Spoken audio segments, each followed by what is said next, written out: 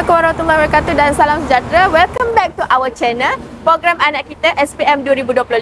Okay, adik-adik semua, jangan lupa follow, subscribe dan share YouTube channel kita. Kita bukan hanya ada YouTube channel, tapi kita ada TikTok dan juga platform-platform lain.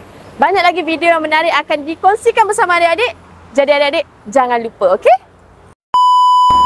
Mirul, exam pertengahan tahun kita bulan depan kan? Bila kita nak study ya? Alah, awal lagi. Relax dulu, bulan depan kan. Banyak masa lagi. Ini kalau hilang apa-apa. Adik-adik, ingat kita kena buat persiapan dengan lebih awal. Dan ingat, masa itu emas.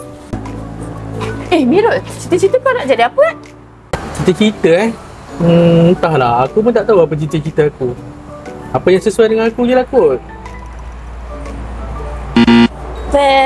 Tak boleh adik-adik. Adik-adik kenalah ada cita-cita. Kerana jika adik gagal untuk merancang, bermakna adik merancang untuk gagal. Bukan lagu ke tu? Mirul, kau nak masuk universiti mana nanti?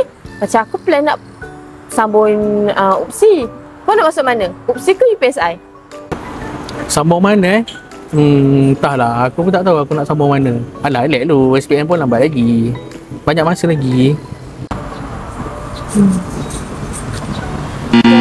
Tak boleh adik-adik. Adik-adik kenalah bersedia dan tahu universiti mana yang adik-adik nak sambung supaya adik-adik mengetahui setiap kelayakan yang diperlukan untuk masuk sesebuah universiti. Okey adik-adik? Nirul, malam ni kita ada kelas kan? Kau masuk tak YouTube live kita malam ni? Jap, satu game. Alah, relax lah. YouTube live je kan.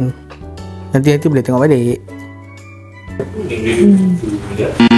Jangan macam tu adik-adik. Walaupun itu adalah kelas YouTube live, adik-adik boleh tengok semula, tetapi berbeza pada kelas semasa kerana adik-adik boleh bertanyakan soalan kepada guru pakar. Jadi adik-adik boleh mengetahui apa yang adik-adik tak faham pada masa itu.